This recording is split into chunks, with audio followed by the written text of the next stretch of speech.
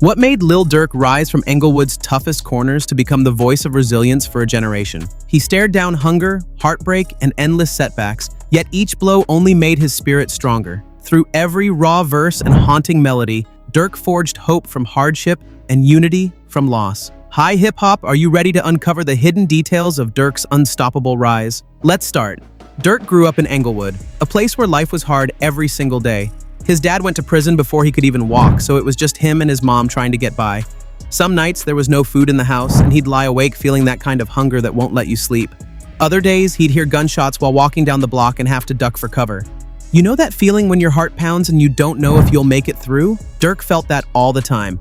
But yeah, instead of letting it crush him, he turned it into something real he could share. When he was a kid, he and his friends would squeeze into basements with old speakers and spit whatever came to their minds. Those rooms were hot and crowded, but they felt alive. He'd sweat through his shirt and still keep going because that moment with the mic made him forget about empty bellies and loud bangs outside. After those basement jams, he'd stay up late on YouTube and MySpace, just hoping someone would notice his tracks. Songs like Sneak Dissin' and I'm a Hitta didn't sound perfect, far from it. They had cracks and rough edges, but they had heart. When his music started playing at block parties, people would stop what they were doing to listen. It wasn't polished like radio songs. It was raw and you could feel it in your chest. He didn't need fancy beats or big labels. All he needed was a mic and a beat, and that was enough to get people talking. He spoke about things most artists wouldn't touch: empty fridges, scary nights, and the grind just to stay alive. That honesty made kids in Englewood nod along, because they knew exactly what he was saying. Over time, that voice carried beyond the neighborhood. It found its way into cars, headphones,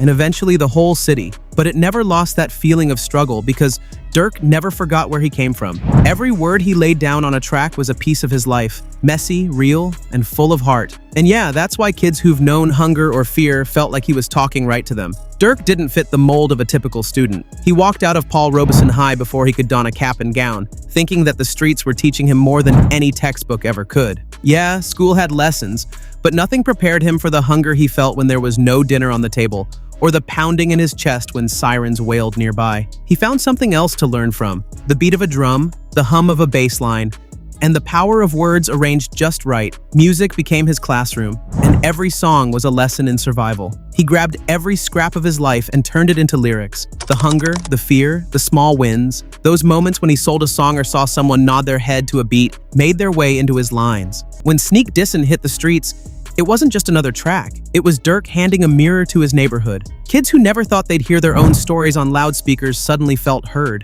He mixed melody with a kind of tough edge. Sometimes he'd sing, and sometimes he'd spit words so hard you'd feel them in your bones. That mix felt like a language nobody had spoken before, one born from call and response chants near busted streetlights. Uploading his tracks online changed everything.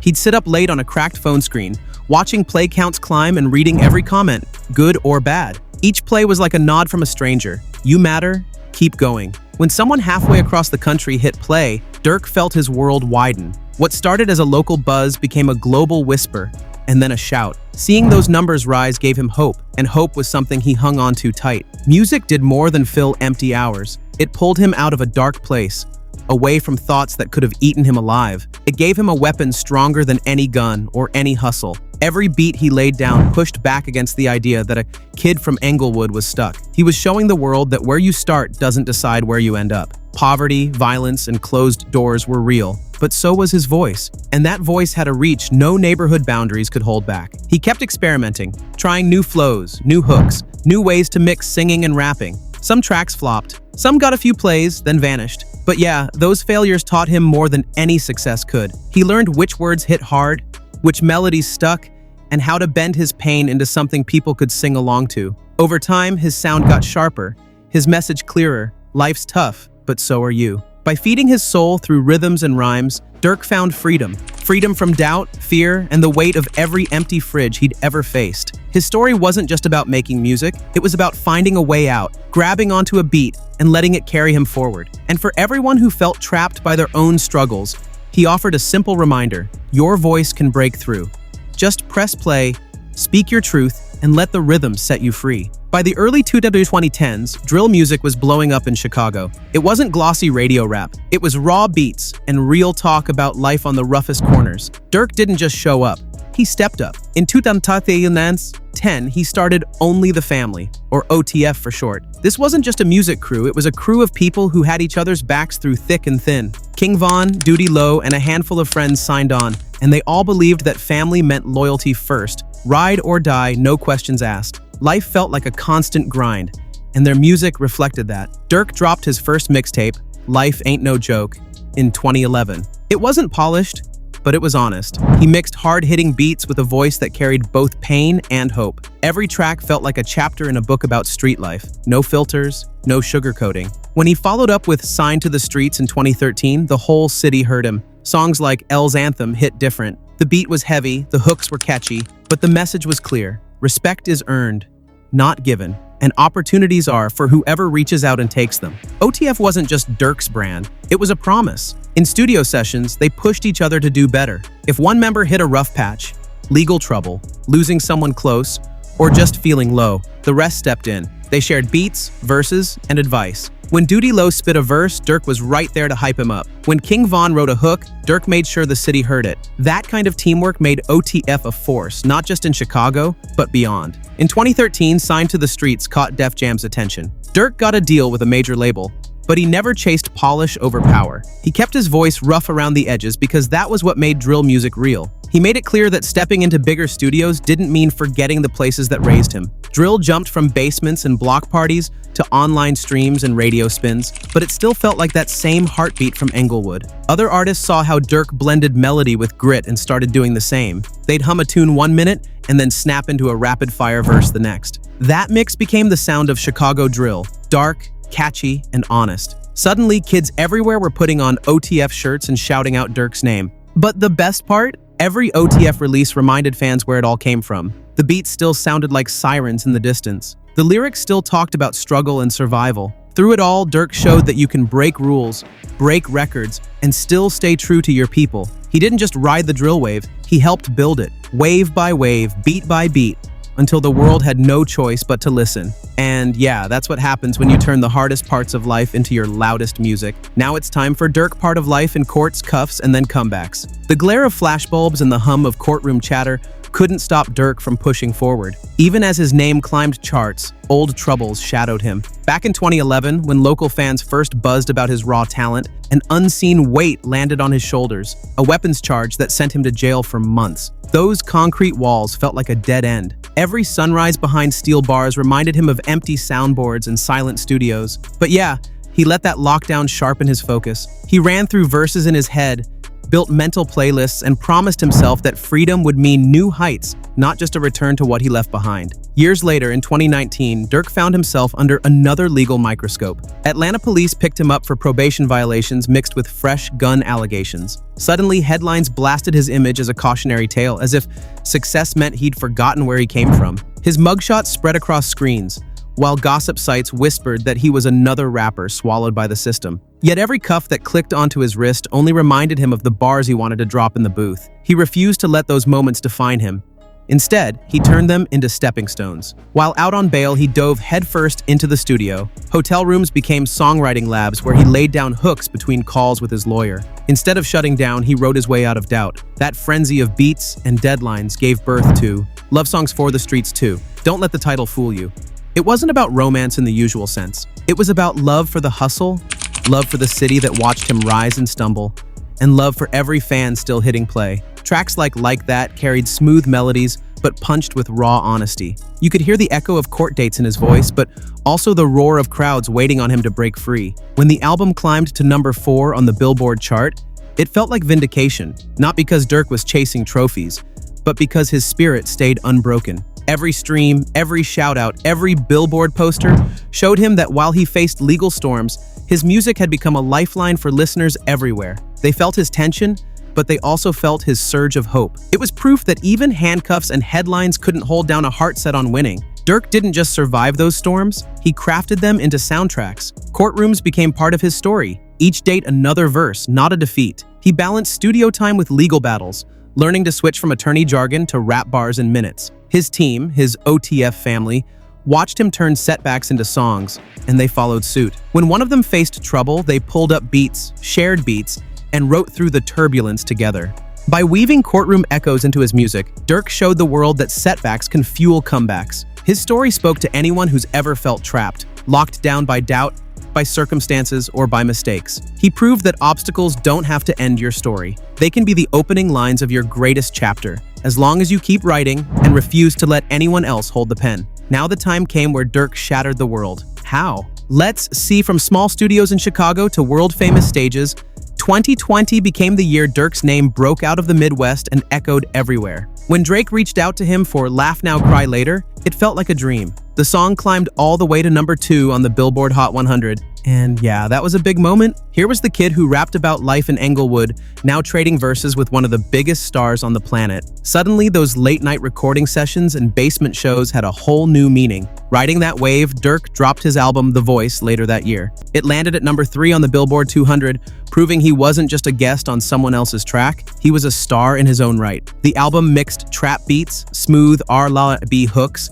and hard-edged drill rhythms into something fresh. You could hear melodies you wanted to hum along with, but underneath there was still that edge, that raw feeling, born from Chicago's toughest blocks. Fans loved it because it felt real and catchy at the same time. After that, heavyweights in the rap game began lining up. Durk teamed up with Lil Baby, whose rapid-fire flow matched Durk's melodic style perfectly. Their joint project, The Voice of the Heroes, dropped in 2021 and shot straight to #1. Yeah, #1. It was proof that Durk could hold his own among the biggest names out there, and that he didn't have to lose his street sound to get there. He didn't stop there. Collaborations with Polo G brought out deeper emotions, while a feature with Kanye West showed he could play with bold, experimental beats and still stay true to himself. Every time Durk appeared on someone else's track, his own audience grew. Listeners who hadn't heard of drill music tuned in for his verse, then went back to check his albums. Those crossover moments turned a city's story into a soundtrack for fans all over the world. Even award shows took notice. Nods from the Grammys and shoutouts on late-night TV made it clear. Durk wasn't just a streets legend, he was a mainstream force. Yet despite all that success, he never lost touch with where he began. He still mentioned Englewood in interviews, still dropped lyrics about empty fridges and steel-toed boots. That honesty kept fans close because they saw that even at the top, he remembered what it meant to keep grinding. Before 2020, he was a local hero. After 2020, he became a global voice. Streams from Europe, Asia, Africa, and beyond showed that his message about struggle, hope, and rising above connected with people everywhere. He proved that no matter where you start, you can reach anyone, as long as you speak your truth and don't let go of your story. Breaking into global stardom didn't change Durk's core, it only amplified it. Every new hit, every collab, every chart milestone reminded fans that his journey was ours too. From Englewood's block parties to sold-out arenas, he turned a local echo into a worldwide anthem. And yeah, that's power. When your voice of resilience can travel from one corner of the map to the next and still feel like home. Loss follows Durk like a shadow, never letting him forget where he came from or who he lost along the way. In 2014, his cousin Newski was gunned down on a Chicago street. The news hit him like a punch to the gut. One moment they were kids laughing on porches, the next he was left with an empty phone line and a hollow ache in his chest. He carried that pain into every studio session, tapping it out in bars and hooks that sounded like they came straight from his bones. Then, in 2020, another blow landed. King Von, his OTF brother and close friend since day one, died after a shootout in Atlanta. That loss felt different, more like a betrayal of hope. Von's laughter still echoed in Durk's mind, a reminder that no matter how far they'd come, danger was never far behind. But instead of retreating, Durk made their final messages part of his music. He remembered Von's dreams and put them into his verses, turning grief into something fans could feel and share. Just a year later, in 2021, his own blood spilled again. D-Thang, his younger brother, was shot in their old neighborhood. Durk dropped everything, shows, interviews, even family gatherings, to be by his side. When D-Thang passed, Durk lost more than a brother. He lost a promise of protection, a piece of his heart, and the future they'd sketched out on late-night talks. And yeah, it would have been easy to let that sorrow swallow him whole. But grief for Durk wasn't a trap, it was fuel. By 2023, Durk was ready to face those losses head-on.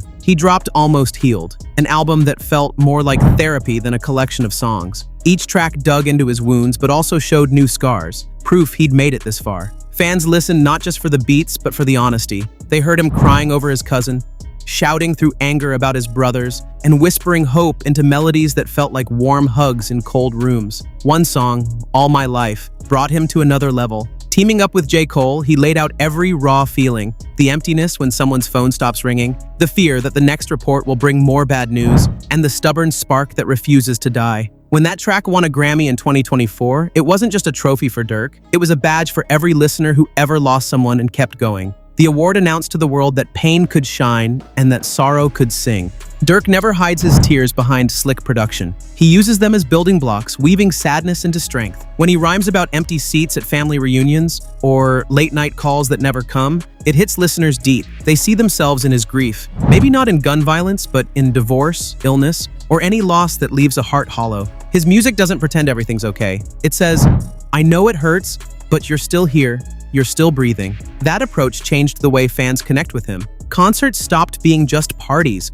They became group therapy sessions. Phones lit up stadiums not as flashlights, but as shared lanterns, guiding everyone through dark memories. People who felt alone found comfort in Durk's words. They realized that surviving loss is its own form of art. Messy, painful, but also beautiful when you let it heal you. Through every tear and every shout, Durk shows that it's possible to carry loss without being carried away by it. He stands tall, not because he's forgotten his pain, but because he's learned to let it lift him. His story reminds us that grief doesn't have to silence the heart. It can teach it to beat stronger. And yeah, that's the real power of resilience, finding your voice amid the echoes of what you've lost. Here is one important thing to discuss is, Durk never limited success to himself, rather started building neighborhood heroes. Even after headlining arenas and stacking awards, Durk never lost sight of where he started. He saw the same streets that tested him every day, streets where kids felt cornered by violence and stuck by lack of options, and decided to do something real about it. That's how neighborhood heroes came to life. More than just a name, it became a promise to Englewood and other Chicago neighborhoods.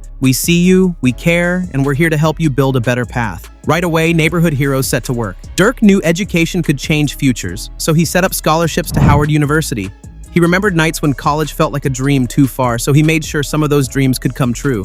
When neighborhood kids learned they could win tuition money, it lit a spark in their eyes. Suddenly, college wasn't just a word, it was a plan they could chase. Durk didn't stop at college. He booked back-to-school drives, filling classrooms with backpacks, notebooks, and fresh sneakers. He showed up at community events, talking to teens and parents face to face. He'd say, "Yeah, I know these blocks. I was there. But you can go beyond them." Those moments weren't photo ops or PR stunts. They were family reunions where he could remind everyone that success and fun can go hand in hand. When violence flared up, neighborhood heroes jumped in with peace walks and mediation sessions. Instead of turning away from fights, Durk's team stepped toward neighborhood disputes, breaking up arguments before they turned deadly. They met with local organizers, faith leaders, and even former gang members, building a network of people who cared more about saving lives than settling scores. That kind of work doesn't make headlines like a hit single, but it saves families from grief. And yeah, that's the kind of success that changes cities. In 2023, Durk took his influence a step further.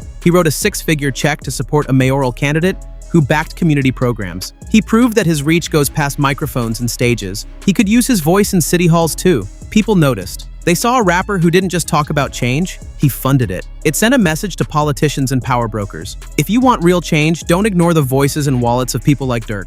That same year, towns beyond Chicago opened their doors to him. Broadview handed him a key to the city, and Bellwood did the same. They didn't honor him for platinum records or sold-out tours. They honored him for hearts he'd lifted, minds he'd opened, and streets he'd helped heal. When Durk accepted those keys, it wasn't about glory. It was about showing every neighborhood kid that someone who walked in their shoes could one day walk through those same streets with honor. If you listen to his tracks, you hear pain turned into purpose. He raps about empty neighborhoods and lost friends, but you also hear hope woven into every hook. That's because offstage, he's living out the same message. He's taking the scars of Englewood and turning them into stepping stones for the next generation. Durk's legacy goes beyond music. It's built in schools where kids fill college applications, in families who stay together because neighborhood disputes got handled without bloodshed, and in communities that believe someone out there cares enough to show up. His platinum albums will shine in display cases, but neighborhood heroes will keep shining where it matters most, in the lives of boys and girls who now believe they can become more than their zip code.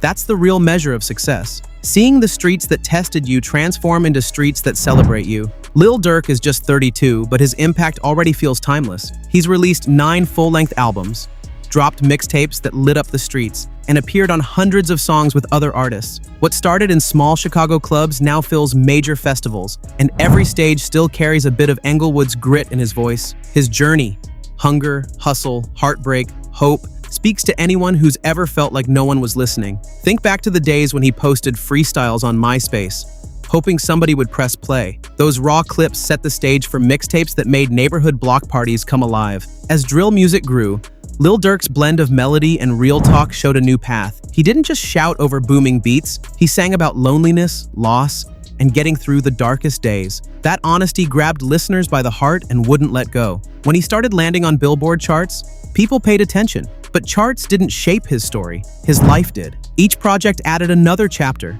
Fights in courtrooms, celebrations in sold-out venues, tears for those he'd lost, and cheers for every win. Fans who picked up on his raw lyrics felt seen. They heard someone who'd tasted empty cupboards and taken cover from sirens. They heard someone who refused to give up when life was hardest. Resilience for Durk isn't a one-time act. It's how he lives every single day. That became clear when he stood on Grammy stages next to legends who once seemed far out of reach. His first Grammy nomination felt like a victory not just for him, but for everyone who'd ever chased a dream against the odds. The same emotions that built his first mixtape still fuel his newest records. He never lost the spark from those basement sessions. Today, Lil Durk isn't just a rapper. He's a symbol. He's proof that where you come from doesn't decide where you'll end up. His scars, whether from lost friends, nights behind bars, or nights spent wondering if things would ever get better, didn't break him. They made him sharper. The verses he spits now carry weight because you can feel every step that led him here. His message is simple: keep pushing,